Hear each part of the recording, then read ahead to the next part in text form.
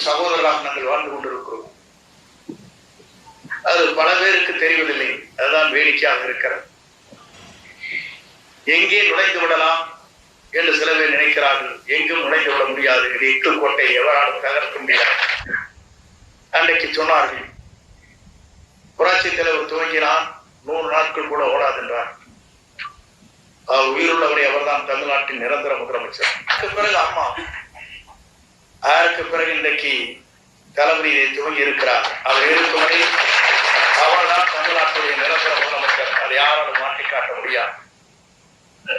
அது எதற்காக சொல்கிறேன் சொன்னால், ஒரு திருமண பத்திரிகை கொடுக்கின்ற போது அவர் நாடாளுமன்ற முன்னாள் உறுப்பினர். அப்போது பத்திரிகை கொடுத்து விட்டு அவர்கள் கேட்டார்கள், அரசியல் நிலவரம் எப்படி இருக்கிறது என்று கேட்கிற போது அவர் மகள் ஓடி வந்தார். அவர் படித்தவர், மருத்துவர். வந்தவுடனே சொன்னார்கள், அப்பா திமுக, நாங்கள் விஜய்க்குத்தான் ஓட்டு போடுவோம் என்று சொன்னார்.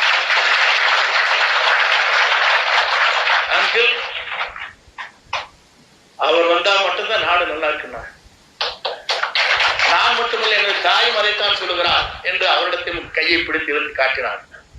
அதற்கு பிறகுதான் பத்திரிகை எனக்கு கொண்டு கொடுத்தார்.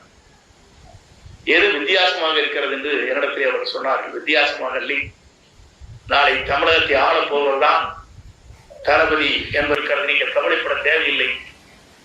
எத்தனை கூட்டணி தமிழ்நாட்டிலே தலை தூக்கினாலும் தளபதி தான் தமிழ்நாட்டின் 2026 தமிழ்நாட்டின் முதலமைச்சராக வருவார் என்ற வரலாறு படைக்கப்பட்டது. அந்த வரலாற்றுக்கு சொந்தக்காரர் என்பதை நான் இன்றைக்கல்ல, பல நேரங்களிலே பல்வேறு தேர்தலை சந்தித்தவன், 9 முறை வென்றவன்.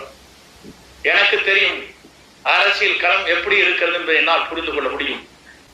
234 அவர்தான் யாரை விரல் காட்டுகிறாரோ அவர்தான் தமிழ்நாட்டுடைய சட்டமன்ற உறுப்பினர் என்ற வரலாற்றை நாம் படைப்போம். வாருங்கள், வெற்றியை தேடித்தான் அழைத்து விடுபடுகிறேன். நன்றி, வணக்கம்.